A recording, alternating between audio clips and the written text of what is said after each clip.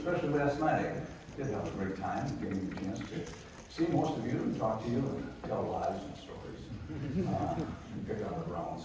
So, yeah, that was wonderful. And then also to run into, obviously, some of you who are Steelers fans, and those who are stationed in Pittsburgh, you know, I got a chance to talk to Pat, but more importantly, the man of the hour, the man of this gathering, John Schmeck. Thank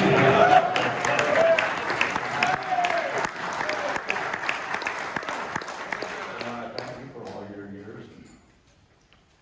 We want to thank you for all your years of being here and have a wonderful retirement. That's the most important thing. And I'll see you in Pittsburgh. You know, one of the things that I want to talk about, obviously, is what Jim had set the tone to and what you've been discussing over this COVID period, and especially this last year, coming together and where the future lies. Is one of the things I've come to learn, as we all have, is, you know, the only constant thing in life is change. You know, change is, and change is accelerating. And what I've come to learn, that it accelerates in direct proportion to one's age. The older I become, God, the more things change.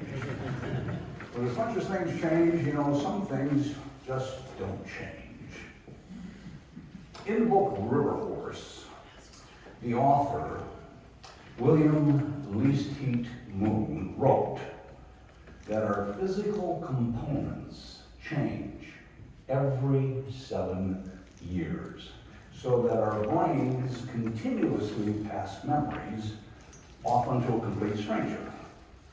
Now, if memory were total and complete, perhaps we would be one person from start to finish, but forgetfulness cuts us off from who we have been, so that hourly we are reborn.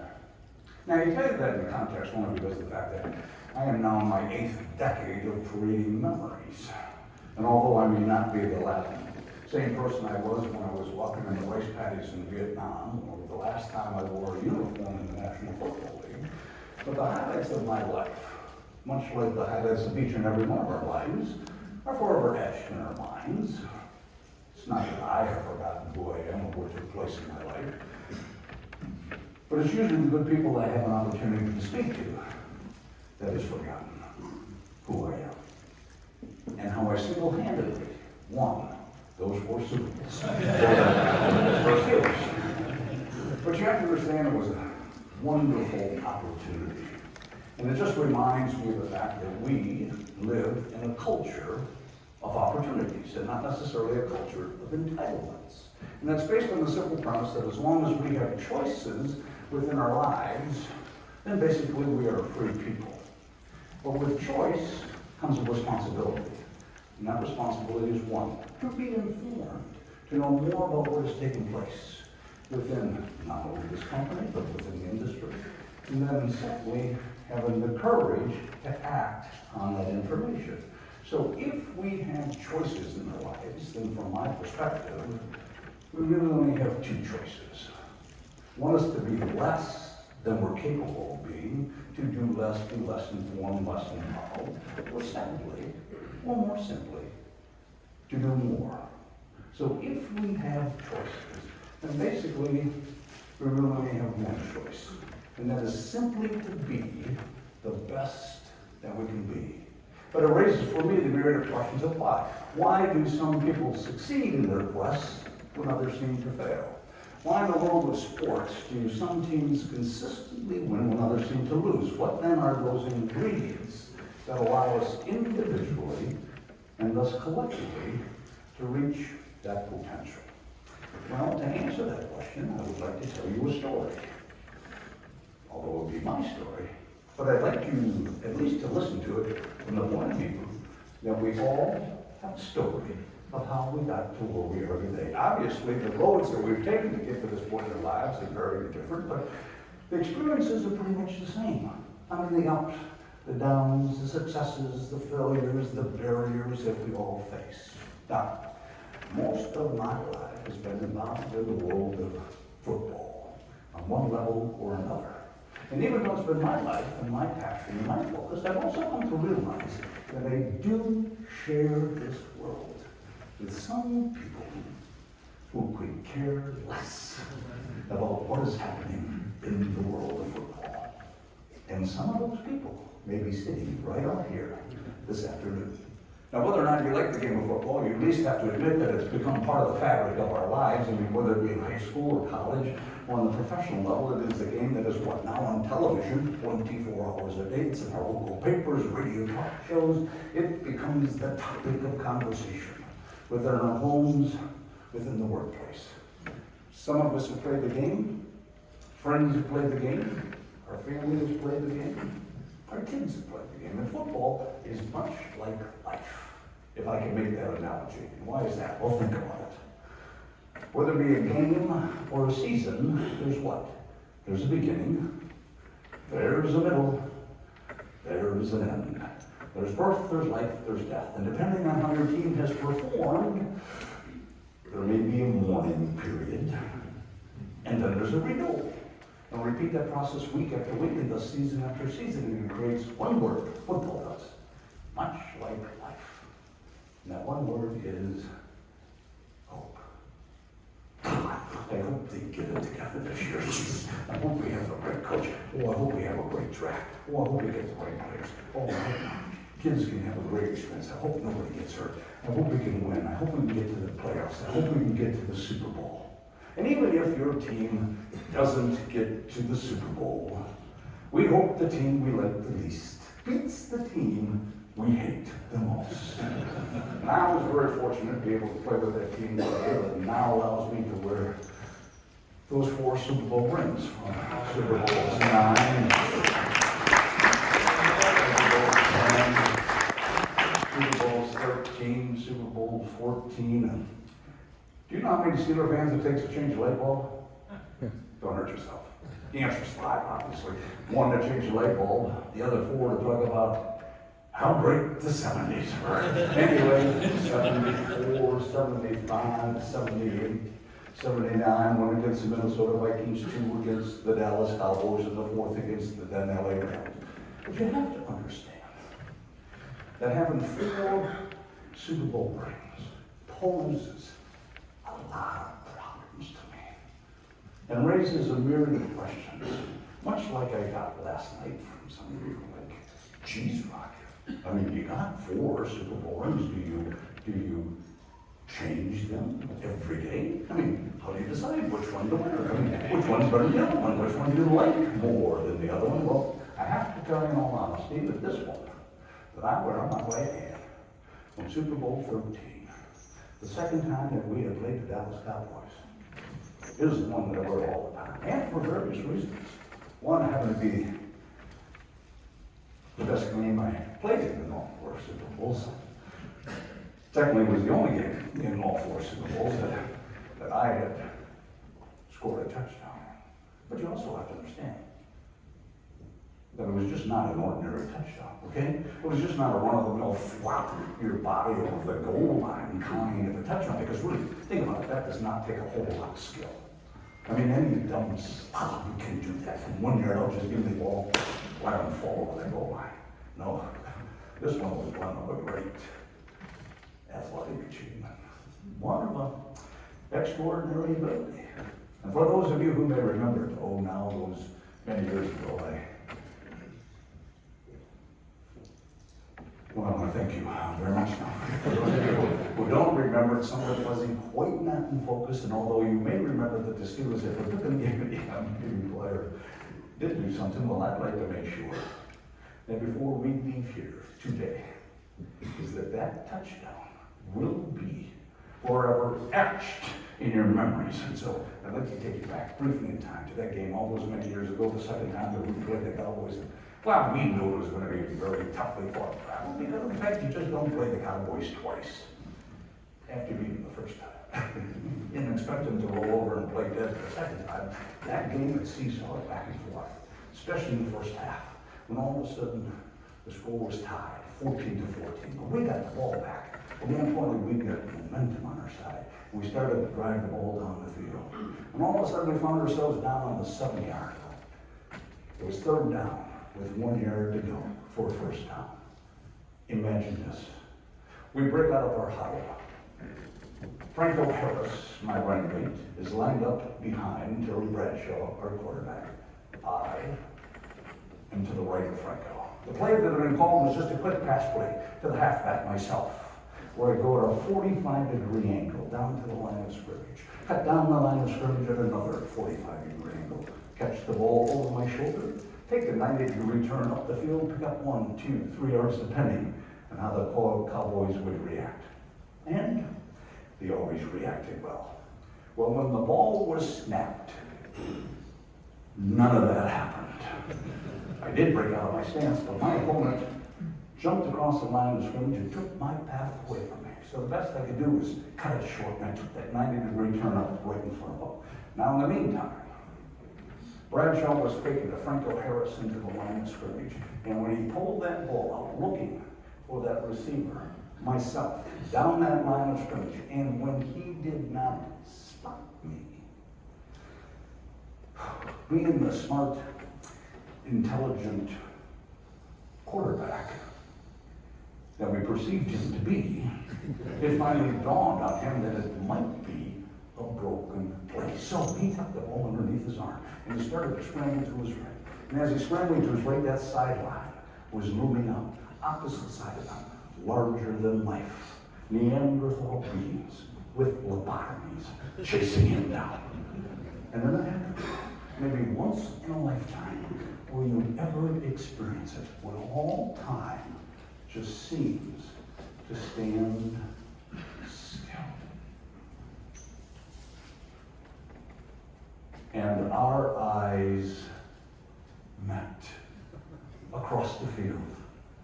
Now 30 yards separating us, and under pressure he released the ball, maybe a little too quickly, maybe a little too high. And it came floating into that end zone. And as it came floating into that end zone, I leaped 5'9.5" I mean, with all my might straight up in the air as high as I could go. Well, I don't know. 18, 19, 20 feet. I can't forget after all these years. I grabbed that ball and came down across that goal line to give us the score, and we knew. And the lead never relinquished. But that is not why I wear this ring. No, I wear this ring because it happens to be the largest and gaudiest of all 4. But every time I wear these rings, before I understand, I believe it truly an example of how we get to the top. A symbol within our lives and how important they become. Constant reminders of the successes that we've had and the failures we've experienced, the depths that we've prevailed, as well as the heights we've achieved, the constant barriers to be able to get where we are today. A constant reminder that getting to the top and becoming the best, or becoming number 1, or ultimately winning that Super Bowl, just doesn't happen. It takes all those ingredients, though, that we've come to learn in life. It takes hard work, dedication, a commitment, a passion, but it also takes leadership and people and a vision, all shoved into a capsule that no matter what we may do today, we love to call a team. And throughout our lives, we've heard many definitions of that word team. How about that acronym? T-E-A-M, together, everyone achieves more. How many times have we heard that? How many times have we used that? Well, we understand that concept, but probably the best definition I heard came from our head coach, Chuck Noll, all those many years ago, who defined a team simply as this: a group of individuals coming together for a common purpose and a common goal. And along the way, we have our own responsibilities. Game of football is an example. Common purpose, what? Play the game. Common goal, to win. Responsibilities, head coach, coaching staff. Get the right players, put them in the right position, train them, and then ultimately arm them with the best offense and defensive game plans. Players' responsibility. Take those game plans, whether you like them or not, and execute them to the best of your ability, so that when you walk off that field, you come in the locker room, you get that one moment where you look at yourself in the mirror and you can honestly say, I did everything I could according to this plan. Because each and every one of you says that, then all the parts will come together as a whole, and that whole truly will be a victory. Individuals coming together for a common purpose and a common goal. So successful teams, successful organizations, successful companies, really made up of two parts. The commitment of the individuals to their own responsibilities and to that of the organization, and thus the commitment of the organization in support of the individuals to achieve their goals. Two parts held together by a common glue called commitment and trust. For without that glue, those two parts will not adhere. For without the glue, those two parts will fall away.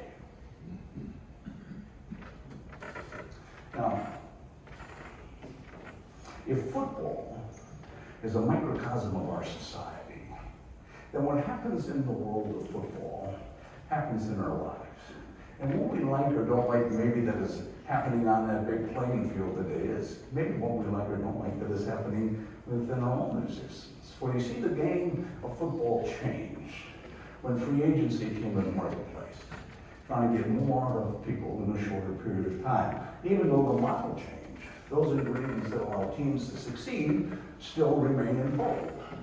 Now, if you were to go back and take a look at dynasties within the National Football League, let's go back and take a look at the Packers of the 60s and the Steelers of the 70s, and the 49ers of the 80s, and the Cowboys of the 90s, and the Bills, and the Giants of 2000, and the Pats now of this last decade. If you look at those organizations, you're going to find a commonality. And what is that?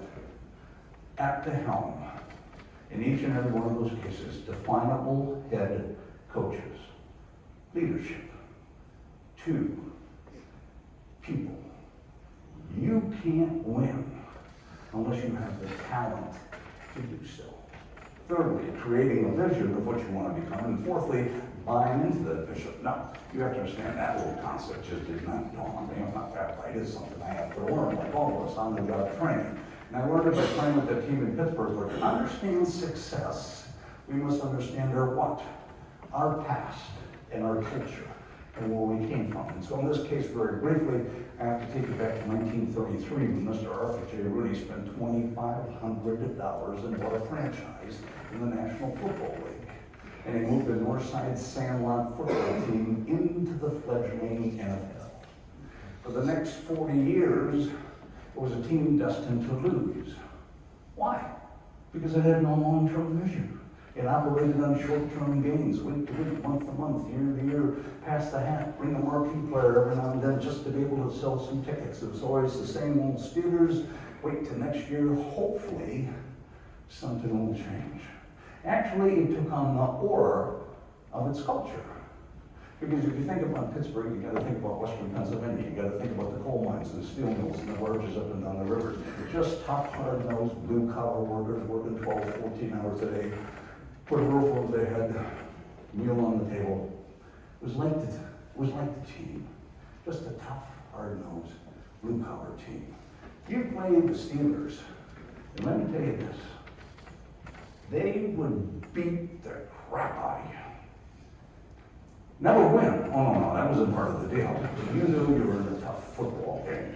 And then it changed when they went outside of the organization and brought in a guy by the name of Chuck Noll. Came in from a successful organization. He was with the Baltimore Colts. They just been to the Super Bowl. He played 7 years with the Cleveland Browns during championship years. And so what he brought was a will to win. What he had was a Pygmalion impact, helping his players reach their full potential. In short, it is called leadership. Now, as we will know, we want all our people to become leaders. I mean, there's seminars on leadership. There's thousands of books on leadership. And for the purpose of this little discussion I'm having with you, my definition of leadership is the ability to influence. And think about it. By word, deed, thought, or action, we make an impact every day on somebody's lives. You impact me, I don't even have to deal with you. You impact me in our meeting last night, you impact me by your commitment, by your passion, by your thoughts, by what you believe. You're trying to be the best, and about this company. Now, leadership was later redefined for me when I was in the military. A grizzly old drill sergeant who loved to give little one-on-one chats whenever he had the opportunity. And one day, before I could escape his presence, he had me spun against the wall, pinned me there with a big burly finger stuck in my chest, and he said, "Bleier, I'm going to tell you this, and I'm only going to tell you this once. When put in charge, whether it be that worthless life of yours, or this detail I'm going to send you on, and God forbid you should ever find yourself in a position to lead a squad, platoon, or company, but when put in charge, by God, take charge. And when you're in charge, have the courage to do what is right. Not what somebody else thinks is right. Not necessarily what a superior thinks is right. But what you think is right. Wait for the situation, wait for the detail, wait for the men." Now the optimum word in that definition, as I thought about it all these many years, is that one simple word called courage. For you see, it's a word that has multiple definitions. And really the best way to define courage is really to define what courage is not. Obviously, courage is not being a coward and running away from your responsibility or passing it off onto someone else. That is not a courageous act. Nor is courage necessarily being a fool running headstrong into a situation, embracing it with everything you have without knowing all the facts. Courage is really that moment in time which we take what information we have and we implement it to take action, to move forward. By God, we do that every day of our lives. Those small decisions that we make that impact your departments, your customers, and the relationships you have. Now, I thought the first day that we met our brand new head coach, I thought it was a pretty courageous act on his part. For he said, as we assembled that first day at Latrobe at St. Vincent's College, he said this to us. He's a gentleman. Over the last 5 months that I've been your new head coach, I've watched every film of every practice of every game that you played in over the last 3 years. And I can tell you why you've been losing. Because you're just not any good. You have no talent, you have no discipline, you have no techniques, and by the time this training camp is going to be over with, most of you probably will not be here. Not that you're not good people. I mean, you're all good people. The problem is you just not made a commitment to get any better. You've not made a commitment to raise the standards. You've not made a commitment to excellence. And in some cases, some of you just might not be able to play on this level. And if you're not going to play on this level, then I'm going to go out and find some people who will. So in the draft that year, he went out and got a guy by the name of Mean Joe Green out of North Texas State. Following year, went down to Louisiana, got a pretty good broadcaster. Now they had a quarterback by the name of Bradshaw. Same year, got a cornerback by the name of Mel Blunt. Then went up to Penn State, got a linebacker by the name of Jack Ham. Following year, teammate, running back, Franco Harris. Picked up a couple of receivers, Lynn Swan, John Stolworth, got another linebacker out of Kent State by the name of Lambert. Center out of Wisconsin by the name of Mike Webster. And a safety by the name of Donnie Shell, who all now reside in the National Football League Hall of Fame. Where you see people with talent, definable talent, what? Raises the standards for the rest of us and makes us better teammates, better co-workers, better coaches, better managers, better owners. But talent alone can't do it. I mean, I can have a room full of talent, but it really takes leadership to be able to mold that talent, to guide that talent, to get it moving in one direction. It takes leadership to define the talents that we have. And the fact is that we all have talents. We all have strengths and we all have weaknesses. And it's our responsibility to be able to define what those strengths are and understand what those weaknesses are. Here's a prime example.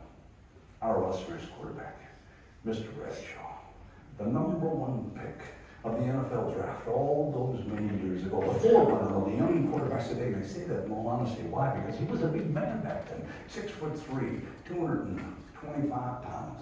He had that all-American look, blue eyes, blonde hair. Well, when he had it. Strong, agile, mobile, the ability to throw football 80 to 100 yards with the flick of his wrist. You're the coach. You have to take advantage of what he has to offer. You got to get him onto that field. Weakness. Perceived not to be real bright. Oh, yeah, well, all right, fine. Well, how do we manage around that?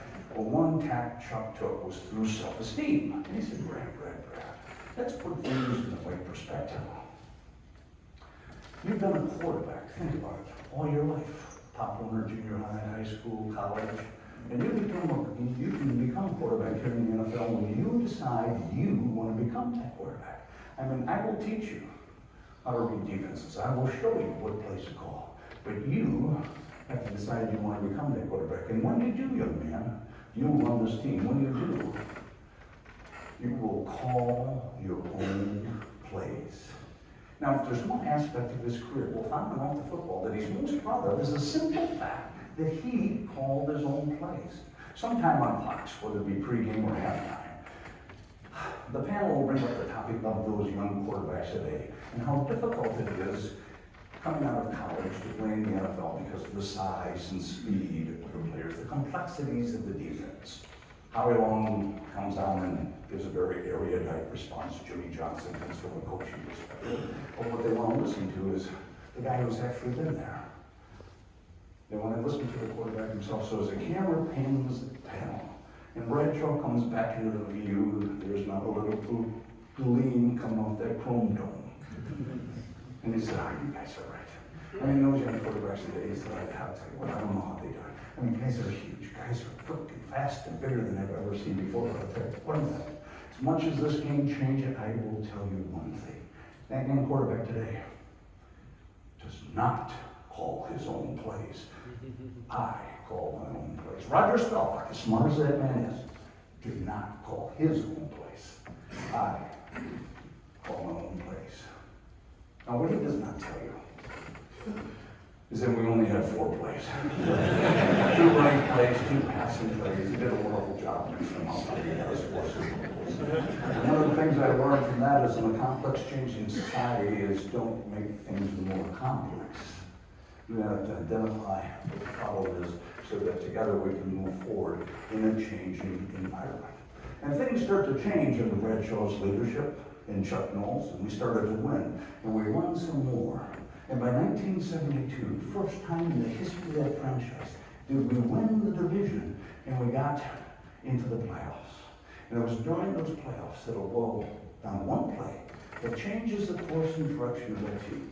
And that play goes down in the annals as one of the all-time great comebacks, affectionately known in Steelers lore and history as the Immaculate Reception. A deflected pass within the last 24 seconds of the game, scooped up by Franco Harris as he scoots 55 yards down the sidelines to score, to win. And there was hope in the air. And so I'd like to make the transition, is that really the one business that we are all in, no matter what you may think, the one business that we're all in is that we're really all in the hope business. Because no man is an island. We did not get to where we are today by ourselves. We got here because of someone, something, an opportunity. We got here because somebody took an interest, somebody cared. We got here because of a parent, a mentor, a teacher. We got here because somebody kicked us in the rear end, pushed us through the door, coerced us to make a change, or gave us support to do so. We got here because somebody said, all our lives, think about it, all our lives are built on that one little word called hope. Because we didn't get to where we are today by ourselves. We got here because of someone. And the biggest change in my life took place in the greatest football game I ever played in. I was 9 years old. I'm playing Dickie Weisgerber, the next door neighbor. Now, for me, it was an away game, so I'd go across the street and pick up Dickie and play in his sideline. But let me tell you, what a game, what a game. I scored 51 touchdowns. More importantly, I shut him out. I mean, the sucker didn't score. I mean, think about it, that's 357 to nothing. I mean, it was a game of skill and will. Now, just because of the fact Dickie was 5, it shouldn't take anything away from my personal achievement. I mean, if you didn't know Dickie, he was a big 5. As I said, I grew up across the street from Dickie. I grew up in a bar, neighborhood shop, and beer joint. And I met a lot of people that walked through those doors and sat on those stools across from my father. Also met a lot of would'ves and could'ves and should'ves, as we all have in life. Oh, you know, like, yeah, I could have played. But, you know, really, in second grade, it hasn't been the same since. Well, I would have played, we could have played. Now, there's always reasons why that sometimes those childhood dreams we had didn't come to fruition, but hopefully what we've been able to do is learn from them and use them as a stepping stone to propel us in a new and different direction. And Dickie was in a would, could have, should have guy. I mean, we competed in the neighborhood, we competed in the rec league, we competed in organized sports. And one of the things that I learned in that world of sports was that there was always a catalyst, you know, that would bring individuals together, mold them into the team, and because of the success of that team, you got recognized for your contribution. And so coming out of high school, we had a wonderful team, and because of what we had accomplished, I got a chance to continue my education, and I got a scholarship to go to the University of Notre Dame. We had a brand new coach that year, a coach by the name of Ara Parsegian, just came in from Northwestern University. Actually came in quite late in the year, and he really didn't have a whole lot of time to get a grip of the grasp of his new recruits, and so the best that he could do was to go through the files that had accumulated over the last several months. And as he was going through the files, he started with the A's, working his way down to the B's, and all of a sudden, after they came across one Rocky Bleier, and he started to read it. And the more he read, the bigger his eyes became, because he couldn't believe his good fortune. I mean, according to this file, he was getting a kid that was a high school All-American, a 2-time All-State, 3-time All-Conference, gained 3,856 yards in the square, scored 89 touchdowns, and 8.5 yards per carry average, punted, kicked off, returned punts. He said, "It's the second coming." I mean, with a kid like this, I'm going to be able to turn this program around in no time flat.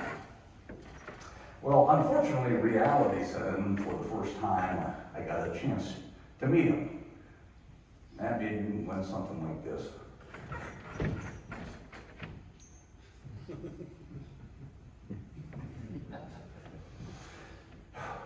You know, the leprechaun trials are in the other building over there.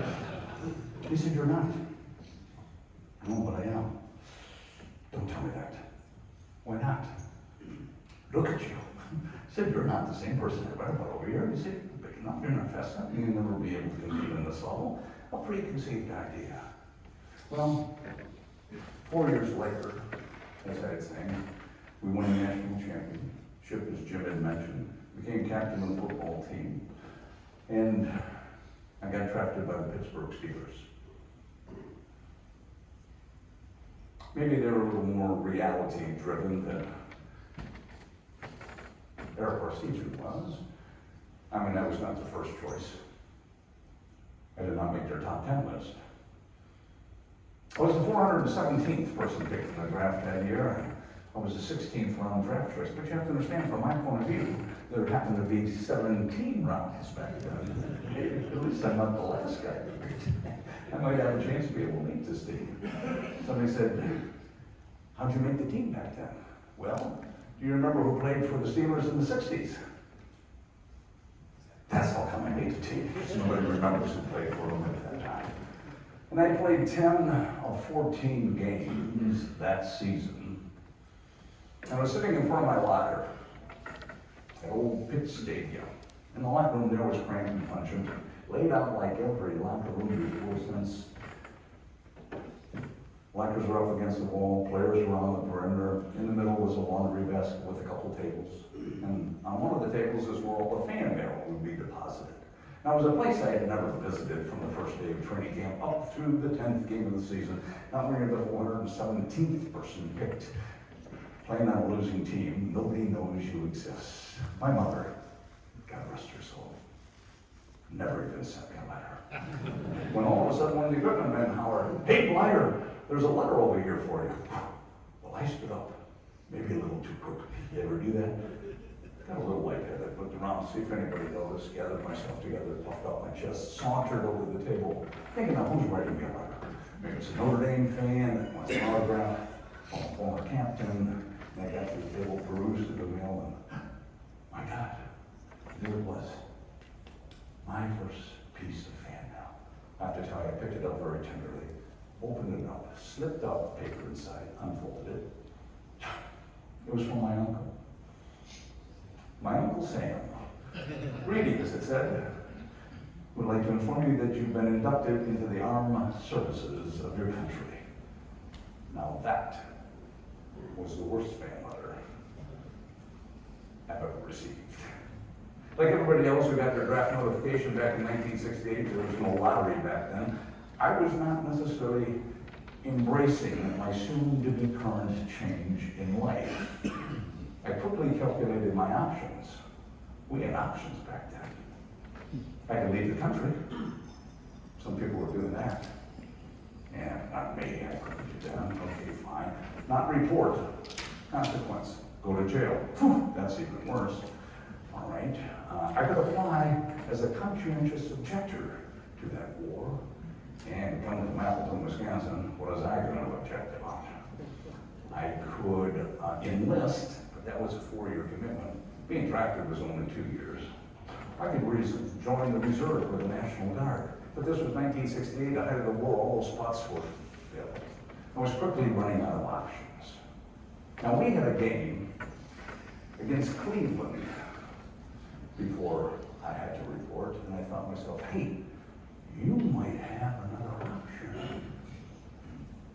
What if you got hurt in that game? You might not have to report. So in that game against Cleveland, I threw my body into every Browns jersey I could find. Stupid Browns, they couldn't even hurt me when I wanted them to. Interesting side note, I was selected as Special Teams Player of the Week. Thank you very much. But when I knew I was going to go, there was a certain relief because it was a big part of me that wanted to live up to my responsibilities. I mean, what would I tell my kids up there? They said, hey, Dad, what did you do during the war? What if I truly disappointed Mom or Dad? Well, I found myself, after basic and advanced infantry, over in Vietnam with the ground unit. I was an M79 Grenadier. And our mission, 4 months into country, was to help a sister company that had been hit. We flew out, full front and rear security to get them out of there. Now, I thought to myself, I could handle combat. And you know why? Because I had the nuns growing up. What was combat like? Well, it was like 16 years of Catholic education. It was like that. See, I thought if I could be flip about it, I didn't have to think about it. I didn't have to think about how ridiculously unfunny it really was. And so when the bullet entered my thigh, and I was laying on the ground and blood was pouring in my pants, I didn't think about the nuns. One in particular, my 6th grade teacher, Sister Allaire, and all the stories that she told us about those soldiers in Korea in World War II, when the blood started to flow, they started making deals. That's how some of them became priests. And I thought, that's where I'm starting my bidding. So you get me out of here, and I'll become okay, I'm not going to become a priest. What else you have? Now, in 4 days, I was going to go to leadership school, and I had a chance to test out the combat in 4 damn days, but this was not August 24th, this was August 20th. And bleeding was the best you could hope for because guys were dying. Not making deals, dying.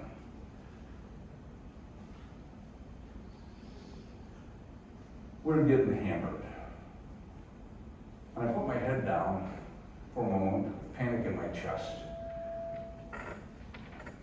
thinking about maybe I should join the priesthood. When all of a sudden, out of the corner of my eye, I saw a grenade come flying through the air. And it hit my commanding officer in the middle of the back, and it bounced off. And before I could react, it rolled between my feet, and it went off and shrapnel ripped through my feet and my legs.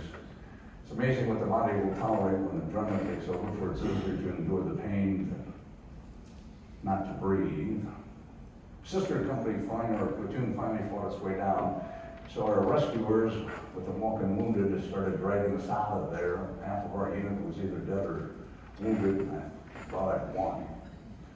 I was on a poncho liner, 170 pounds of dead meat, and they had pulling me through the night, or as far as they possibly could, until they got to a point where they just couldn't drag me any further, and they said, don't worry, we'll send a stretcher back for you. And it's amazing when we talk about people that make a difference in your life, or how you got to where we are today because of an influence. Or at that moment in time, all of a sudden, two black hands reach down and pick me up and throws me over her shoulder and starts carrying me towards the helicopter. Now, the helicopter was a long ways away, and this black man would put me down, catch his breath, my blood all over, and pick me up again and continue on until he got me onto that chopper. And I never saw him again. I didn't know who he was, didn't know his name, didn't know where he came from. But I can tell you this, I'm here today because of a colorblind soldier back in 1969 who saw not that he was black and I was white, but blood was blood. And he did more for me on that day than if I was his own brother in some sense. We did become brothers in the brotherhood of war. So I found myself in Da Nang, getting patched up, and then I flew to Tokyo, where I spent 3 weeks in the hospital before I came back to the States, where I spent 9 months in the hospital and went through 3 more operations. But it was during the period of time when I was in Da Nang, just out of the field, IV trip, morphine trip, and all those questions that we have in times of needs, of why me now, where's my future, what's going to happen to me, go flowing through my mind. And across from me was a young soldier, triple amputee, lost his left arm and both legs. And every day that I was there, the aides would come to take him to therapy. And he'd grab that little trapeze that swung over his bed, swing his torso into his wheelchair, and they'd push him out. And he made sure that he'd stop at every bed, and he'd stop at my bed. And he said, hey, how are you doing today? I mean, you look better today than you did yesterday when you got here. Because when you got here yesterday, let's be honest, you look like shit. And we got some good docs here, we're going to take care of you. I'll see you back in the real world one of these days. And I thought, wow, if anybody could be embittered with their life, it would be that young soldier. But yet, he chose to make a difference, and he chose to have a positive attitude about his situation. I thought, wow, if he could have an attitude like that, what about me? I'm going to walk someday. And then I got to Tokyo, and after a couple of weeks in Tokyo, I finally got enough courage to ask my physician what he thought about my injuries. Do you think I could come back and play this game, football, again? Now, his response to that question was simply like this. Don't worry about it. You're going to have a normal life. You're going to be able to do things that normal people just don't expect to get back on the gridiron. He said, because the fact you just won't have the strength nor the flexibility to do the things that are necessary to be a running back in the NFL. You see, what he formulated from his point of view, from his stream of information, correct or not, as a diagnosis, was a perception about my ability. But as my authority figure, he just sucked that hope right out. 2 days later, months ago, I got a postcard in the mail, simple postcard. It's got 2 lines on it. It said this: Rock, team's not doing well. We need you. Art Learning, one of the Steelers. Oh, somebody needed me. No, they didn't need me. But somebody took the time to care. And being the family that they are, I came back. And they bought me a year. They put me into the reserve. I had another operation. Following year, I came back and I made the taxi squad, or the developmental squad as they call it now. But they bought me 2 years of an opportunity, 2 years to heal, 2 years to do something a bit bigger, stronger, and faster. So I came back in 1972, a little bit bigger, a little bit stronger. Leading ground gainer, during the exhibition season. Thank you very much. Good enough to make the team. Never carried the ball then thereafter, but that's okay, better than the year before. Came back again, 1973. Now, a lot bigger.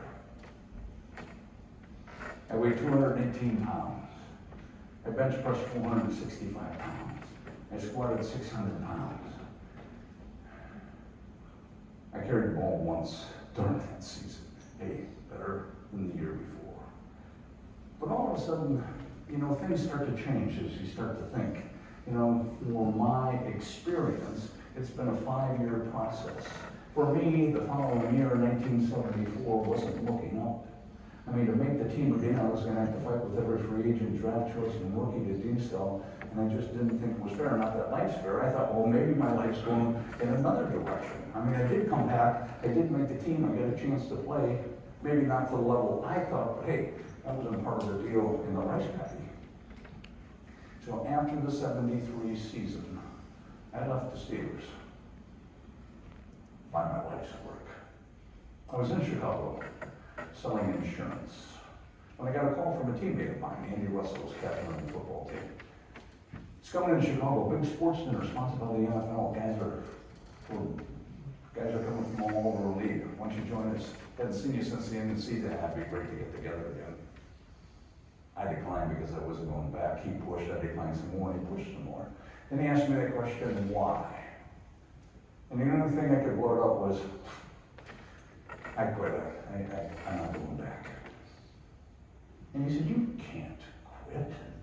He said, if you quit, what you have already done is you've already made a decision for that coaching staff. You need to like them well enough to make decisions for them. He said, no, your responsibility, if this is what you want to do, is that you come back and you make them make a decision. You back them in the corner. You give them every reason to either keep you or release you. But God, you don't cut yourself. The reality of this game is that we're all expendable. The reality of this game is we all can be cut at any time. But if this is what you want, you don't cut yourself. And it was just an interesting idea. Maybe from an older brother I didn't have. And I went back. And everything that I had perceived, did take place. And I had a fight with every free agent and draft choice and rookie. Once again, to be able to make that team. Leading ground gainer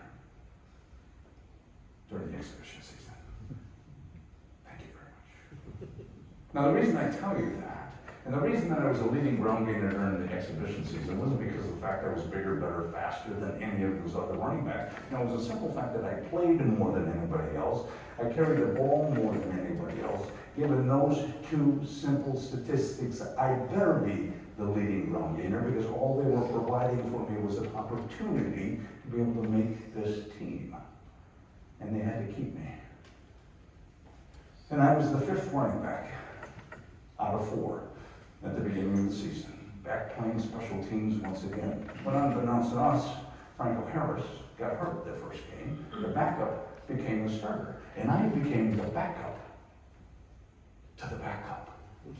Wow, I had never been there before, so with renewed vigor, that first game, second game, third game, and right before the half, the backup got hurt, and I'm inserted in the game, along with my running mate, a guy by the name of Preston Pearson.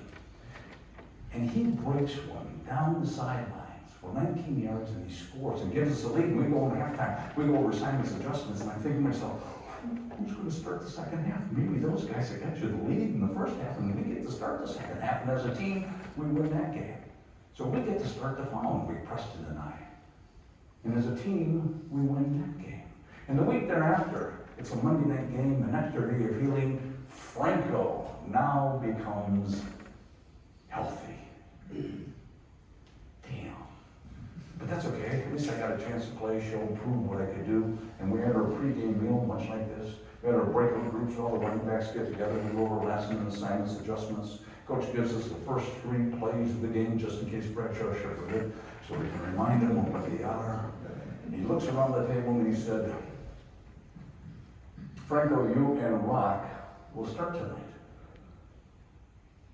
Momentarily, I understand. I was quite confused.